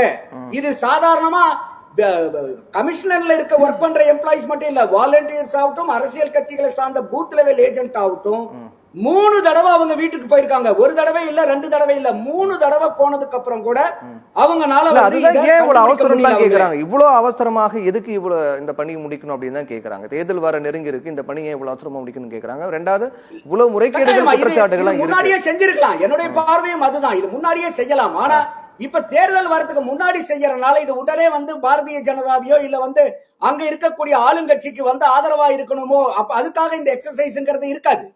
அடுத்தது, இன்னைக்கு 2019 சுப்ரீம் கோர்ட் தீர்ப்பு கொடுத்ததுக்கு அப்புறம் நடக்கக்கூடிய ஒவ்வொரு தேர்தலையும் ஒவ்வொரு கான்ஸ்டிடியூஷன்ல இருக்கக்கூடிய 5 விவிபேட் எந்திரத்தில் இருக்கக்கூடிய அந்த ஸ்லிப், பேப்பர் ஸ்லிப் ஓட்ட நீங்க எலக்டோரல் மிஷின் கூட நீங்க கவுண்டராக்ட் பண்ணணும். இதே டெல்லி எலெக்ஷனுங்க போது சீஃப் எலெக்ஷன் கமிஷனர் அன்னைக்கு இருந்தவர் அனௌன்ஸ் பண்றாரு, 2019 இருந்து இன்னைக்கு வரைக்கும் 4.5 கோடி வாக்காளர்களுடைய வாக்கு இந்த விவிபேட்ல இருந்து கவுண்ட் பண்ணிருக்கிறோம், ஒரு டிஸ்கிரிபன்சி கூட வந்ததில்லை அப்படிங்கிறார். அப்ப அதுக்காக நம்ம வேற ஒரு நாட்டுல பேலட் பேப்பருக்கு போனனால நம்மளும் பேலட் பேப்பருக்கு மாறி வரணுங்கிற அவசியம் இல்ல. அடுத்தது, இன்னைக்கு இந்த டாக்குமெண்ட் நம்ம பேசும்போது இதுல பாஸ்போர்ட்டுக்கு மட்டும் தானா, செல்வந்தர்களுக்கு தானான்னு எப்பயுமே ஆண்டாள் பிரியதர்ஷினி மேடம் எப்பயுமே ஒரு ரெட்டாரிக் உண்டு அவங்க கிட்ட. என்னமோ திமுக இருக்கக்கூடியவர்கள், திமுக இருக்கிறவங்க எல்லாம் அன்னாடுங்காட்சி மாதிரி, மத்த கட்சியில இருக்கிறவங்க மட்டும்தான் கார்பரேட்டுங்கிற மாதிரி அவங்க எப்பயுமே பேசுவாங்க. திமுக இருக்கக்கூடிய செல்வந்தர்களுடைய பட்டியலை போட்டீங்கன்னா எத்தனை கட்சியில இருக்கிறவங்களுடைய பட்டியலை விட கட்சி ரீதியா வேண்டாம் சார். ஆனா அவங்க இப்ப நான் ஏற்கனவே சொன்னேன், இந்த சாதிவாரி கணக்கெடுப்பு எடுக்கும் போது பீகார்ல 13 கோடி மக்கள் கிட்ட அதை எனுமரேட் பண்ணிருக்காங்க. என்னுடைய கேள்வி என்னன்னா, அப்ப இந்த 11 லிஸ்ட்ல சாதி சான்றிதழும் ஒரு அடையாள அட்டையா ஏத்துக்கக்கூடிய அப்போ இந்த சாதி சான்றிதழை வச்சுதானே நீங்க 13 கோடி பேர்த்த நீங்க பீகார்ல இன்னென்ன சாதின்னு நீங்க சாதிவாரி கணக்கெடுப்பு எடுத்திருப்பீங்க. அப்ப அந்த சாதி சான்றிதழ் இருக்கும் இல்லையா, இல்லாம போதோ இல்லையோ, சாதி சான்றிதழ் இருக்கும் இல்ல, அதை வச்சுதானே நீங்க 2023 நீங்க கணக்கெடுத்திருக்கீங்க. அப்ப எந்த விதமான சாதி சான்றிதழையும் இல்லாமையே பொய்யான சாதி கேட்போம் மேடம். இப்போ எல்லாமே ஒரு முறைக்கு 3 முறை போய் சரியாக ஆய்வு பண்ணி எடுக்கப்பட்ட ஒரு கணக்கு அப்படின்னு சொல்றாரு. ரெண்டாவது 11 ஆவணங்கள் நீங்க பாஸ்போர்ட் பத்தி மட்டும் தான் பேசுறீங்க, அதுக்கு மீதி ஆவணங்கள்லாம் இருக்கு இல்லையா, சாதி சான்றிதழ்லாம் இருக்கு இல்லையா, அதுவும் தானே ஆவணம் அப்படின்னு சொல்றாரு. இப்போ பாஜக கொண்டு வரதுனாலேயே எதிர்க்கிறாங்க அப்படிங்கிற ரீதியில சொல்றாரு. இல்ல இவ்வளவு தூரம் தொண்டை வரல நந்தகுமார் தோழர் பேசும்போது எனக்கு காமெடியா தான் இருக்கு. ஏன்னா இவர் சொல்ற ஸ்டாட்டிஸ்டிக்ஸ், இவர் சொல்ற அப்படி ஃபுல் ப்ரூஃப் சிஸ்டம், இது எதுவுமே பிஜேபிக்கு ஒத்து வராது. அவர்கள் செய்வது எல்லாமே வெளியில தோற்றம் ஒண்ணு, உள்ளுக்குள்ள எல்லாமே அத்திப்பழம் மாதிரி அழுகி போயிருக்கோம். அது எங்களுக்கு தெரியும், தெரிஞ்சதுனாலதான் நாங்க இவ்வளவு பேசுறோம். ஜனநாயகத்தில் சாதாரண மக்கள், எளிய மக்கள், அவர்களுக்கானது ஜனநாயகம். அவர்களிடம் இருக்கக்கூடிய ஒரே ஒரு ஆயுதம் அந்த வாக்குரிமை, அதை பறிக்கின்றார்கள் என்கின்ற பதைபதைப்பில் தான் நாங்கள் பேசிட்டு இருக்கோம். அது தவிர திமுக இருக்கக்கூடிய செல்வந்தர்கள் பட்டியல்லாம் அவர் கேட்கிறாரு. பிஜேபி இப்ப சமீபத்தில் என்ன தெரியுமா பண்ணிருக்கு, நாடாளுமன்ற கூட்டத்தொடர்ல பங்கஜ் சௌத்ரி அனௌன்ஸ் பண்ணியிருக்காரு, 99,000 கோடி கடன் கார்பரேட்டுகளுக்கு தள்ளுபடி செய்திருக்கிறது பிஜேபி அரசு. 99,000 கோடி கடன். அப்படின்னா யார் செல்வந்தர்களுக்கு ஆதரவாக இருக்கக்கூடிய அரசுங்கிறது அவர் தெரியாதா? ஆவணங்கள் பத்தி நீங்க சொல்லுங்க. இப்போ 11 ஆவணங்கள்ல ரேஷன் கார்டு அது ஒத்துக்க மாட்டோம், பேன் கார்டு, அப்புறம் டிரைவிங் லைசென்ஸ் அதை ஏத்துப்பாங்களா? அதெல்லாம் கிடையாது சொல்லிட்டாங்க. மீதி 11 ஆவணங்கள் இருக்கு இல்லையா, அந்த 11 ஆவணங்கள் பாஸ்போர்ட் பத்தி மட்டும். அதுல மிக முக்கியமா ஃபாரஸ்ட் ரைட்ஸ் சர்டிபிகேட்னு ஒன்னு ஏத்துக்கிறாங்கப்பா. அந்த ஃபாரஸ்ட் ரைட்ஸ் சர்டிபிகேட்ல என்ன தெரியுமா குறிப்பா சொல்றாங்க, பிறந்த தேதியும் இருக்காதான், பிறந்த இடமும் இருக்காதான். அந்த காடுகளில் வசிக்கக்கூடியவர்கள் அந்த காடுகளில் புழங்கி அவர்களுடைய வாழ்வாதாரத்தை ஏற்படுத்திக் கொள்ளலாம் என்பதற்காக கொடுக்கப்படுகின்ற ஒரு உரிமை பத்திரம் தான் அது. அந்த ஃபாரஸ்ட் ரைட்ஸ் சர்டிபிகேட்டை ஏத்துக்கிறாங்க. ஆனா அதுல இந்த மாதிரி டீடைல்ஸ் இருக்காது. அப்படின்னா அவங்க முன்னுக்கு பின் முரணா பேசுறாங்கிறதா நாங்க சொல்றோம். பிஜேபி செய்கிறது என்பதனாலே அது சரியானது இல்லை. அதை தவிர பீகார் என்பது புத்த கயாவோட இடம், புத்தர் ஞானம் பெற்ற இடம். இன்னமும் அந்த போதி மரம் அங்க இருக்கு. ஆனால் அந்த ஞானம் பெற்ற இடத்தில் இருக்கக்கூடிய மக்களை முட்டாளாக்கி கொண்டிருக்கிறது ஒரு பிஜேபி அரசு, ஒரு தேர்தல் ஆணையம். அதைத்தான் நான் சொல்ல விரும்புகிறேன். புத்தர் போதி மரத்தை கொண்டாடிய அந்த பீகார், புத்தருக்கு ஞானம் கொடுத்த அந்த பீகார் இப்போது முட்டாள்களின் தேசமாக மாற்றப்பட்டு கொண்டிருக்கிறது, அகதிகளின் தேசமாக மாற்றப்பட்டு கொண்டிருக்கிறது. அதை நான் திரும்ப வலியுறுத்துவேன். செல்வம் சார், எதுக்காக இப்போ நீக்கப்பட்ட வாக்காளர்கள் எல்லாமே பாஜகவுக்கு எதிரானவர்கள் அப்படிங்கிற குற்றச்சாட்டு வைக்கிறோம் அப்படின்னு சொல்லும்போது புகாரி சார் சொல்றாரு, இதுவரை நடந்த குற்றச்சாட்டுகள் இப்போ மகாராஷ்டிரா தேர்தலாக இருக்கட்டும், பதிவான வாக்குகளை விட அங்க வாக்காளர்கள் குறைவாக இருக்காங்க, அதை பற்றி ஆதாரங்கள் கேட்கும்போது கொடுக்கல, வீடியோ ஆதாரம் கேட்டா அது சட்டத்தையே மாத்திட்டாங்க அப்படிங்கிற மாதிரி நிறைய குற்றச்சாட்டுகள்லாம் இருக்கு. அதே போன்று மேன் பவர் குறைவா இருக்கும் தேர்தல் ஆணையமும் ஒரு முறை சொல்லியிருக்காங்க, அதையும் குறிப்பிட்டு பேசுறாரு. உச்சநீதிமன்ற நீதிபதி அந்த டீம்ல இருந்து நீக்கப்பட்டார். இப்படி எல்லாமே ஒரு வெளிப்படைத்தன்மை இல்லாம நடந்துகிட்டு இருக்கும் போது தான் சந்தேகம் வருதுன்றாங்க. இது நியாயமானது தானே?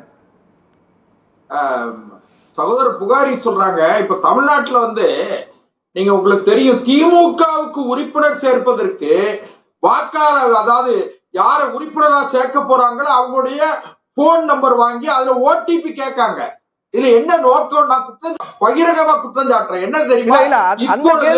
பதிலாகும்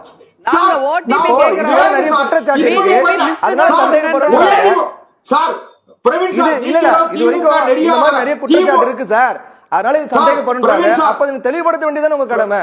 நீங்க அதை விட்டுட்டு அவங்க பண்றாங்க இவங்க பண்றாங்கிறது எப்படி பதிலாகும்?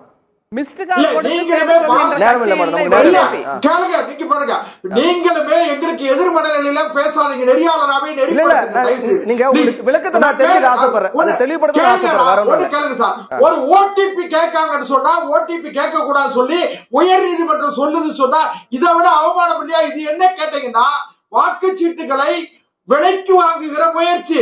அந்த வாக்காளருக்கு எதிர்காலத்துல பணத்தை 1000மோ 2000மோ அவனுக்கு அந்த வங்கியில அவனுடைய வங்கியில போடுறதுக்காக அவனுடைய வாக்காளர் அடையாள அட்டை, வாக்காளருடைய அதாவது திமுகவுக்கு வாக்களிப்பானா என்பதை உறுதிப்படுத்துவதற்கு இவர்கள் செய்கிற நய வஞ்சக மோசடி, இப்படிப்பட்ட மோசடிகளை இந்த நடவடிக்கை அப்படிங்கிறது முழுக்க முழுக்க வெளிப்படைத்தன்மையோட இருக்குன்றீங்களா? இப்போ மிக மிக வெளிப்படைத்தன்மை. இன்னொரு கேளுங்க சார், முன்னால மாதிரிலாம் கிடையாது. நம்ம சிஸ்டம் வந்து இப்போ எல்லாருக்கும் எல்லாம் தெரியும். யாருக்கு இல்ல, கிராமப்புறத்துல ஒரு கரும்பு சாறு விக்கிறவனுக்கு அவனுக்குமே வந்து என்ன கேட்டீங்கன்னா ஸ்கேனர் பண்ணி அவன்கிட்ட 20 ரூபாய் மக்கள் வந்து ஒரு கரும்பு சாறு குடிச்சிட்டு 20 ரூபாய ஸ்கேன் பண்ணி கொடுத்துருவாங்க. அதனால நீங்க ஒண்ணு கேளுங்க சார், இதுல எதுவுமே கிடையாது. இப்ப காங்கிரசுக்கும் திமுகவுக்கு என்னன்னு கேட்டீங்கன்னா ஒரு பயம் வந்துருச்சு. பீகார்ல தோல்வி, பீகார்ல வந்து காங்கிரஸ் தலைமையிலான கூட்டணி தோல்வி அடையும் பொழுது அடுத்தது தமிழ்நாட்டுக்கு மிக மிக வெளிப்படைத்தன்மையாக மிக மிக உண்மையாக நேர்மையாக நடக்க இதை இவர்கள் ஏற்றுக்கொள்வதற்கு இவர்களுக்கு மனமில்லை என்று சொன்னால் மக்கள் பார்த்துக் கொள்ளட்டும். புகாரி சார், இப்போது தோல்வியின் பயத்தினால ஏதோ குற்றச்சாட்டு நாடாளுமன்ற முடக்கணும் அப்படிங்கிற நோக்கத்துல பண்ணிட்டு, அதாவது வெற்றி தோல்வியை தாண்டி ஜனநாயகத்தை பாதுகாக்கும் தலைவர் தான் எங்கள் தலைவர் ராகுல் காந்தி. ஏன் அப்படின்னா, தொடர் வெற்றி சர்வாதிகாரிகளை உண்டாக்கும், அது யாருன்னு அவங்களே சொல்லிக்கிட்டோம். தொடர் தோல்வி ஒரு தலைவரை உண்டாக்கும். அப்படி பல தோல்விகள் கண்ட உருவான தலைவர் தான் எங்கள் தலைவர் ராகுல் காந்தி. இதை சொன்னால் ஒரு குழந்தை கூட வந்து ஏற்றுக்காது. ஏன்னா தோல்வியெல்லாம் எங்களுக்கு ஒரு சகஜமான விஷயமாகி போச்சு. அதை தாண்டி ஜனநாயகத்தை பாதுகாக்க வேண்டும் என்பதற்காகத்தான் அரசமைப்பு சட்டத்தை கையில் ஏந்தி தொடர்ந்து பதவி பிரமாணம் ஏற்கிறோம், எல்லாத்தையும் செய்கிறோம். அவர் சொன்னார் 2003 பிரஸ் இன்ஃபர்மேஷன் பியூரோடைய அறிக்கையின்படி 4.96 கோடி மக்கள் தான் பீகாரில் வந்து சப்மிட் எனி டாக்குமெண்ட்டை சப்மிட் பண்ணாமல் வாக்களிக்கலாம் என்று சொன்னார். இன்னைக்கு உள்ளது 7.21 கோடி. அப்படி பார்த்தா சட்டக்குறைய 3 கோடி கூடி இருக்குது. எவ்வளோ பெரிய வித்தியாசம் இருக்குது. அன்னைக்கும் 22 வருஷத்துக்கு முன்னாலேயும் அதே ஒரு மாதம் உங்களுக்கு தேவைப்பட்டுச்சு, 20 வருஷத்துக்கு அப்புறமும் அதே ஒரு மாதம் தேவைப்படுதுன்னு ஒரு வாதத்துக்கு இல்லை ஒரு வாதத்துக்கு அப்படி ஏற்றுக்கிட்டா கூட அது சரி கிடையாதுல்ல. அப்போ அன்னைக்கும் அதே மாதிரி தான் டெக்னாலஜி வைஸ் என்ன பண்ணிட்டு இதில் நீங்கள் டெக்னாலஜி யூஸ் பண்ண முடியாது. ஒவ்வொரு பிஎல்ஓ வந்து நேரில் போகணும். அதான் பாயிண்ட். இதுல டெக்னாலஜின்னு சொல்றதே ஒரு ஏமாற்று வேலை, மடைமாற்று வாதம் இது. ஏன்னா எங்களுடைய குற்றச்சாட்டில் மிக முக்கியமானது என்ன தெரியுமா, இந்த பணியை செய்வதற்கு பிஎல்ஓக்கள் நேரடியாக செல்லாமல் பிஎல்ஓக்களுக்கு கீழே வந்து இதை செய்யறதுக்கு அவங்க தனியாக கவர்மெண்ட் ஆஃபீஸர்ஸ் வச்சிருப்பாங்க. அதற்கு பதிலாக சென்றவர்கள் பாஜகவின் உறுப்பினர்கள். இதற்கு எங்க உங்களுக்கு ஆன்டிசிடென்ட் இருக்கு அப்படின்னு சொன்னா மகாராஷ்டிராவில் இருக்கு. மகாராஷ்டிராவிலே தன்னுடைய கட்சிக்காரர்களை பயன்படுத்தி நேரடியாக அதை செல்லாமல் செய்ததுடைய விளைவு ஒரு தொகுதியில் 80,000 ஓட்டுகள் கூட இருக்குது அப்படின்றதுக்காக அந்த பெண்ணை அழைத்து கேட்கறாங்க. அந்த பணியை செஞ்ச ரெக்கார்ட்ல இருக்கிற அந்த பெண்ணை அழைச்சு கேட்கறாங்க, நாங்க வந்து காலேஜில் இதுக்கான விழிப்புணர்வு பிரச்சாரத்தை செஞ்சோம், அதனால கூடியிருக்கலாம். அப்ப காலேஜில் விழிப்புணர்வு பிரச்சாரம் செஞ்சு 18 வயசுக்கு அப்புறம் வந்தவங்க 80,000 பேரா ஏறிட்டாங்க என்கின்ற கேள்விக்கு அந்த பெண்ணால பதில் சொல்ல முடியல என்பது யதார்த்தம்.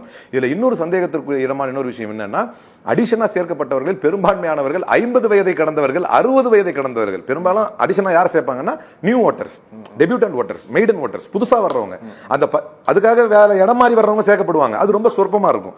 இப்படி சந்தேகத்திற்கு இடமுள்ள வகையில் அதிகமாக சேர்க்கப்பட்டதும் 2003 கம்பேர் பண்ணும்போது நீங்க எத்தனை வருஷத்தை நீங்க கம்பேர் பண்ணாலும் டெக்னாலஜி இதுல வந்து ஏத்துக்க முடியாது. ஏன்னா நேரடியாக களத்தில் சென்று பிஎல்ஓக்கள் தங்களுடைய ஆட்களை பயன்படுத்தி செய்ய வேண்டிய காரணம் சொல்ல முடியாது. ஒரு ப்ராசஸ்ல வந்து லாஸ்ட் பட் நாட் லீஸ்ட் வெளிப்படைத்தன்மையை குறைத்துக் கொண்டே வருகிறது மோடியின் ஆட்சியின் கீழே செயல்படக்கூடிய தேர்தல் ஆணையம். இது ஜனநாயகத்திற்கு மிக ஆபத்தானது. ஓகே, நிகழ்ச்சியோட நிறைவு பகுதிக்கு வந்துட்டு நிகழ்ச்சியில் கலந்து கொண்ட 4 பேருக்கும் மிக்க நன்றி.